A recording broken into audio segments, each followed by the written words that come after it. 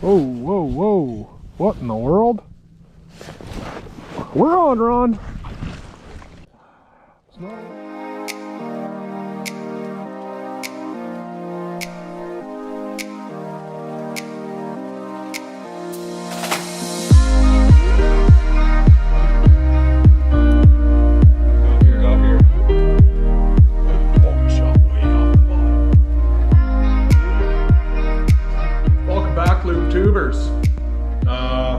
Haven't been fishing much lately, as you can probably tell from my lack of content. As you know, things come up in life, and you know, a lot of times we can't fish as much as we want to. So I'm gonna do a little hunting around today. We're in a total different area of Lake of the Woods, and I'm gonna go try to find some walleye in this area. I've never ice fished it for walleye ever. Never even ice fished for walleye within 30 miles of the place. So yeah, I'm gonna be looking for new ones. But yeah, I mean, every few years it seems we like to switch it up on the cabin front. Part of the fun is checking out the new area and exploring and kind of seeing what you're around. And anyway, I'm just kind of rambling now. Let's go find some walleyes.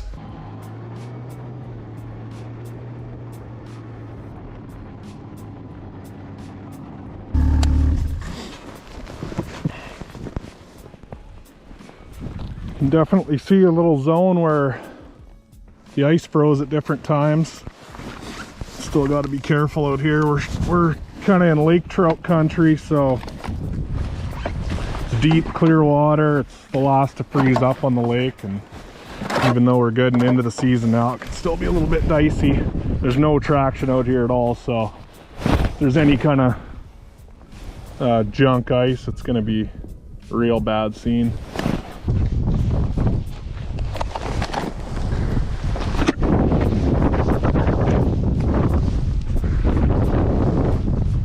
She's definitely a shack scout mission. What in the world is that thing? So better put a bait in front of it. Ooh, what in the world? We're on, Ron. It's not a walleye.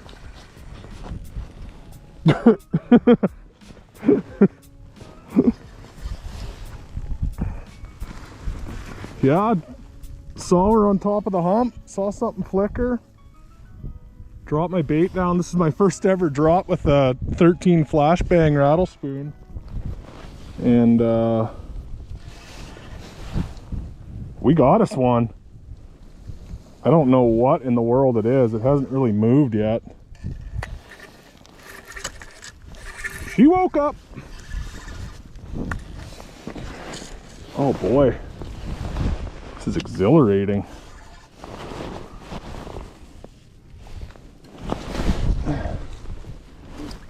What the heck do I have?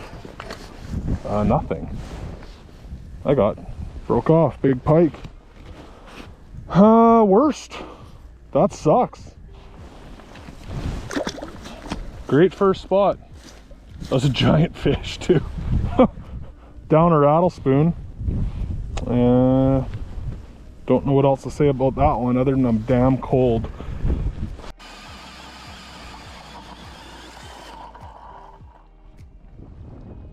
Scouting in a blizzard is maybe not the best idea I've ever had. Whew. Put the old grippers down. A full yard sail out here otherwise. I don't want to hit my head and start enjoying winter camping or anything like that. Okay, we got the shack set up now. The weather took a turn for the worst for sure. Plan A was pretty much a dumpster fire. One spot I had kind of scouted on the map. Looked good on paper, and it looked like a pretty good predator spot. But there wasn't really any high percentage spot for me to set up on. It's a frickin' blizzard, so I'm not going to be moving around a bunch. I just want to get this shack set up, and I picked a new spot that's got a real obvious little finger off of it. I'm gonna kind of be lazy and try to clackshot some into me, or rattle them in a little bit, and hope that I've kind of, you know, experience put me on a high percentage enough spot that I can catch some fish. You know, I just know from experience that in clear water like this, with these super tough to catch walleyes, it's going to be an evening bite. So just going to set up now, re-rig some of my stuff. Everything got frozen and just mangled out there in a hurry. I only fished outside for a bit. One thing I want to point out is, you know, the difference in fishing rods. One thing I kind of tell people a lot when they ask what kind of rod they should get, you always ask if they're fishing inside or outside. You know, mostly if you spend a lot of time outside, you definitely want to put bigger guides on your rods, or get a rod with bigger guides. This one's a 13 Microtech walleye. I really like it. The Omen series has great big guides on it too.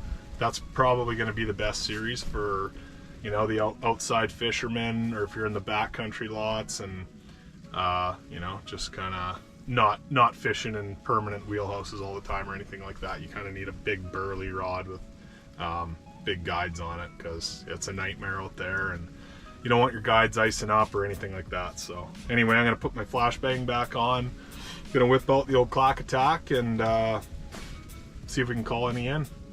All right, clacky. First time getting deployed in this area ever.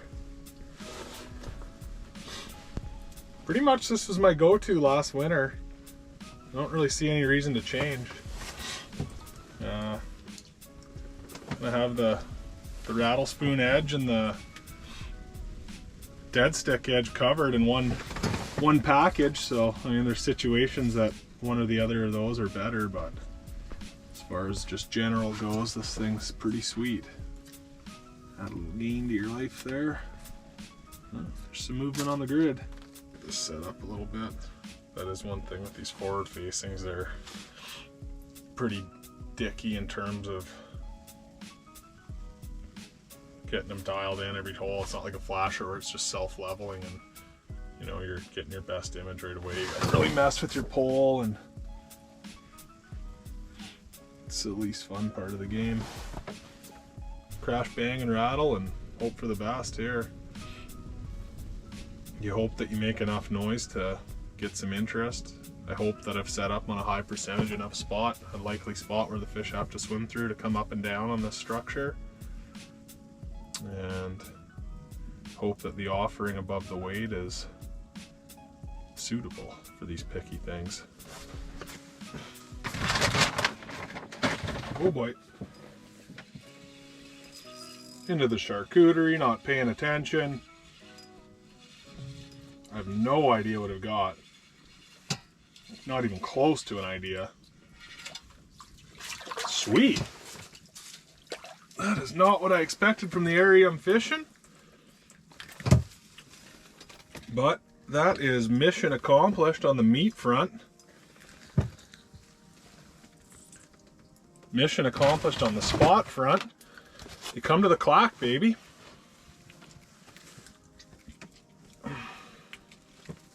And once they go clack, they never go back, which is precisely what's happening with this thing. Not a chance you're swimming, buddy. Nice 15-incher. Looking forward to the next hour now. Right on. That was easy. Maybe these things aren't as smart as I was giving them credit for.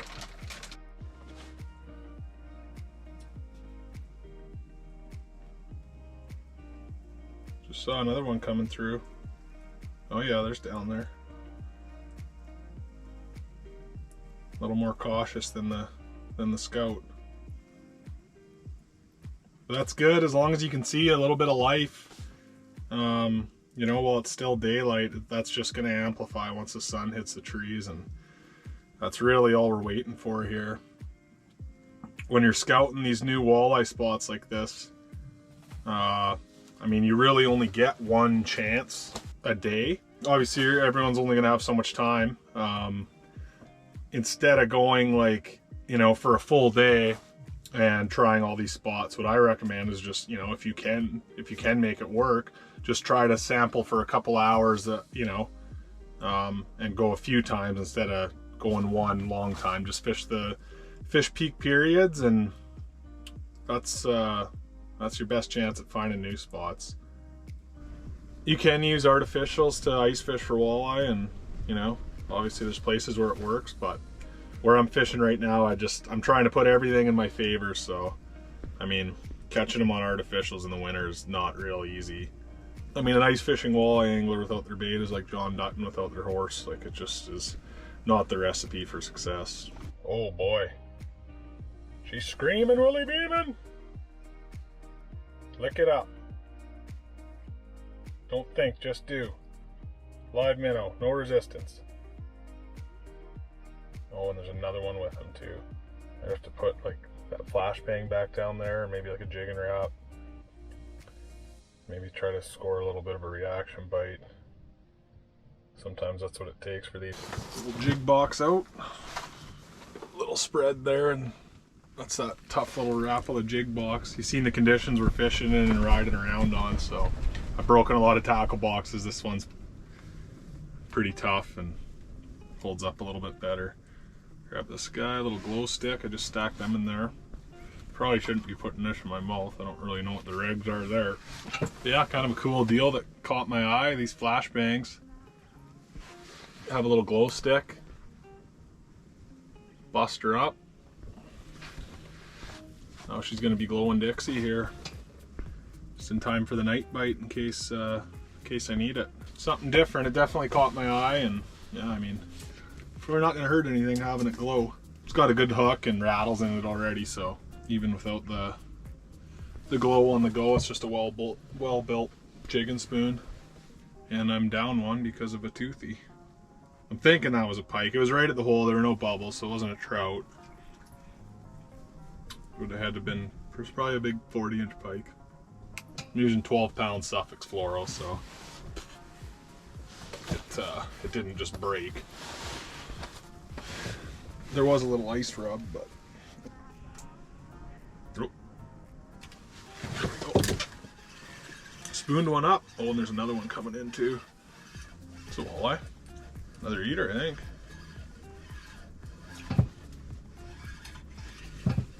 Oh yeah. Look at that. First flashbang victim. I'm not going to talk to you too much here because there's another one coming in. Oh boy. Encouraging. I knew I liked the look of that spoon. Little glow stick, nice rattle. How could you go wrong? Another 15, 16 incher. Not what I expected, but we'll take them. Yeah, different fish need a different look sometimes. Couple willies topside. Brand new spot, scouting in a blizzard, so really can't ask for a whole heck of a lot. Flashbang's getting a little love in this area. I like it. Got a pretty nice heavy one. Big cannonball 3/8 thing. Good for this deeper water. And just being, you know, a heavy one's nice too because you can kind of get that snap and it goes back into place. And a lot of times the toughest to catch walleye need that reaction, and you're just not going to get that with a lighter spoon. So something to keep in mind. Come on now. What do we got? Oh boy. He went hog on her. Where'd you go? There he is. Oh, they're coming from all angles. Oh boy. We're on, Ron. What are we into here? What are we into? They're getting bigger, Rick. Decent. That flashbang is gonzo. Gonzo. Look at that. That's how you want them eating it. It's a nice fish too. Trying to get the lights on. We're out of propane. That one's right on the threshold for eating, but you're dead. Put him out of his misery. Get her back down there. Forget the lights, forget the heat. Make hay while the sun shines. We opened up the recipe a little bit with the rattle spoon.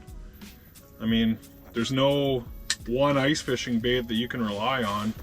You kind of have to be comfortable with a few of them. There's plenty of times where you know, the jig dominates, or the clackshot, or a jigging wrap, or whatever. I mean, you really have to run through the gambit to know, but so far this flashbang's cleaning house pretty good. That says a lot about a fish's attitude, you know, in the area. Like, swimming right past, one actually hit the line of a, you know, a live minnow hooked in the tail, and they just wanted something loud, bright, up high a little bit. And yeah, a lot of times that's a recipe for tough fish. It's where it's more about the reaction than the presentation. So it's a cool thing. It's what makes this game so sweet. If you ain't glowing, they ain't showing. See what I did there? I don't know if you can see that, but I actually don't even know if glowing it up works. It's still glowing pretty good. They definitely don't mind it. Suitable level of glow, I'd say. Oh, what do we got here? Oh yeah, shot way off the bottom. Coming in screaming eagle. Like I said, they're just burning past that live minnow.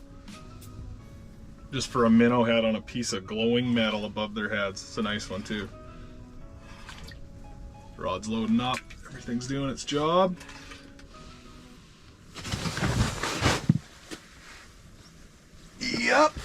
Yep. Nice fatty. Sweet. Check that guy out. Little flashbang hanging out of its yap. Sweet. Oh, that's mission accomplished there. Nice VMC treble. I usually change the treble hooks to gammies on most of my jigging spoons, and that's kind of a perk when a hook company makes a jigging spoon, because they already put good hooks on them. So they're good out of the box, and they got the tip of the hat tonight for sure. That one, another 17 incher, that'll make the limit. Got us a new fishing spot, and as long as we make it home, good night. Sweet beauties. Oh yeah, busted us up another one. Busted us up another one. Woohoo! You're going back there, partner. Look at that niter biter. I'm lucky this one didn't eat it as deep as the rest. I've got my limit, so I really don't want to hurt any, but it's kind of hard to leave them down there. That's a nice one. We got the program dialed in, but that's gonna be it for me. Like, subscribe, all that jazz. See you next time. Peace.